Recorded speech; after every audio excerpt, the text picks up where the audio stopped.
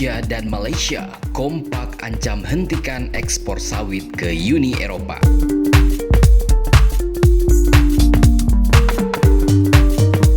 Indonesia dan Malaysia adalah produsen sawit terbesar ke-1 dan ke-2 dunia. Dengan posisi ini, maka gabungan produksi sawit Indonesia dan Malaysia menguasai 88% dari produksi crude palm oil atau CPO dunia. Namun adanya isu yang tak berkesudahan dari Uni Eropa yang sejak zaman kapan tahu sudah menakut-nakuti kedua penguasa sawit ini dengan berbagai aturan mereka untuk menahan laju kedikdayaan sawit menjajah Eropa dan menyingkirkan minyak nabati lainnya seperti minyak bunga matahari dan minyak canola, lama-lama membuat Indonesia dan Malaysia juga menjadi gerah bunda.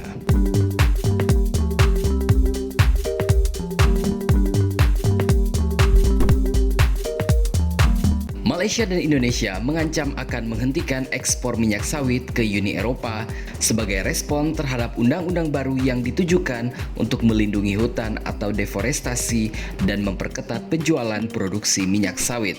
Aktivis lingkungan disebut menyalahkan industri kelapa sawit atas maraknya pembukaan hutan hujan Asia Tenggara, meskipun Indonesia dan Malaysia telah membuat standar sertifikasi keberlanjutan wajib untuk semua perkebunan.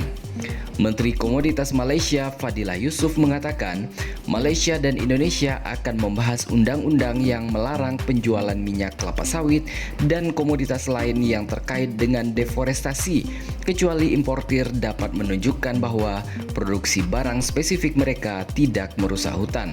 Jika kita perlu melibatkan para ahli dari luar negeri untuk melawan langkah apapun yang dilakukan Uni Eropa, kita harus melakukannya. Begitu ujar Fadilah Yusof seperti dikutip pada hari Kamis 12 Januari 2023. Atas pilihannya adalah kita hanya menghentikan ekspor ke Eropa, hanya fokus pada negara lain jika mereka Uni Eropa mempersulit kita untuk mengekspor ke negara mereka. Begitu lanjut Fadilah. Fadilah Yusof yang juga menjabat sebagai Wakil Perdana Menteri Malaysia mendesak anggota Dewan Negara Penghasil Minyak Sawit atau CPOPC untuk bekerjasama menentang undang-undang baru tersebut dan memerangi tuduhan tak berdasar yang dibuat oleh Uni Eropa dan Amerika Serikat tentang keberlanjutan minyak sawit. CNN Indonesia masih berusaha meminta tanggapan atas isu ini kepada Dirjen Perdagangan Luar Negeri Kementerian Perdagangan Budi Santoso dan Direktur Ekspor Pertanian dan Kehutanan Direktorat Jenderal Perdagangan Luar Negeri Kementerian Perdagangan Farid Amir. CPOPC yang dipimpin oleh Indonesia dan Malaysia sebelumnya menuduh Uni Eropa secara tidak adil menargetkan minyak sawit. Presiden Joko Widodo dan Perdana Menteri Malaysia Anwar Ibrahim pada minggu ini juga sepakat untuk memerangi diskriminasi terhadap kelapa sawit dan memperkuat kerjasama melalui CPOPC. Indonesia dan Malaysia telah meluncurkan kasus terpisah dengan WTO, mengatakan bahwa langkah bahan bakar diskriminatif dan merupakan hambatan dalam perdagangan internasional. Sementara itu, Duta Besar Uni Eropa untuk Malaysia, Michalis Rokas, mengatakan tidak melarang impor minyak sawit dari negara tersebut dan membantah bahwa undang-undang deforestasi menciptakan hambatan ekspor Malaysia ke Uni Eropa. Rokas menambahkan bahwa dia berharap dapat bertemu dengan Fadilah untuk meredakan kekhawatiran Malaysia.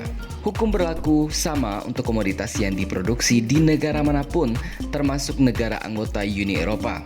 Dan aturan ini bertujuan untuk memastikan bahwa produksi komoditas tidak mendorong deforestasi dan degradasi hutan lebih lanjut. Begitu ujar Rokas. Di sisi lain, permintaan Uni Eropa untuk minyak sawit diperkirakan menurun secara signifikan selama 10 tahun ke depan, bahkan sebelum undang-undang baru tersebut disetujui. Pada tahun 2018 yang lalu contohnya, aturan energi terbarukan Uni Eropa mengharuskan penghapusan bahan bakar transportasi berbasis kelapa sawit secara bertahap pada tahun 2030 karena dianggap berkaitan dengan deforestasi. Padahal, Uni Eropa adalah konsumen minyak sawit terbesar ketiga di dunia yang menyumbang 9,4% atau 1,47 juta ton dari ekspor minyak sawit Malaysia sepanjang tahun 2022. Direktur Segara Institute, Peter Abdullah Rejalam, mengatakan jika Indonesia dan Malaysia kompak, maka akan mendapatkan keuntungan yang besar, terutama dalam menghadapi Uni Eropa. Kalau Indonesia dan Malaysia kompak mengatur suplai CPO, termasuk dengan menghentikan ekspor CPO ke Eropa, harga CPO akan terjaga tinggi. Eropa akan kehilangan pasokan CPO mereka. Industri mereka pun akan terganggu. Begitu ujar Peter kepada bisnis pada hari Kamis, 12 Januari 2023. Selain itu, dia menegaskan bahwa Indonesia tak perlu takut akan digugat ke Organisasi Perdagangan Dunia atau WTO. Pasalnya, lanjut dia, CPO ditolak oleh Uni Eropa dengan alasan lingkungan. Lebih jauh, jika Indonesia memblokir CPO ke Uni Eropa, maka tidak ada alasan untuk Uni Eropa menggugat ke WTO.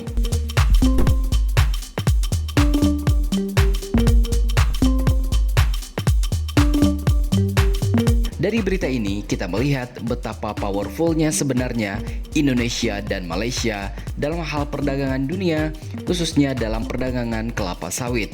Namun, justru cara yang paling jitu agar Uni Eropa akhirnya mengizinkan sawit Indonesia dan Malaysia leluasa beredar di Eropa adalah menghentikan ekspor atas produk-produk yang Uni Eropa sendiri tidak memiliki alternatif penggantinya, misalnya nikel dari Indonesia.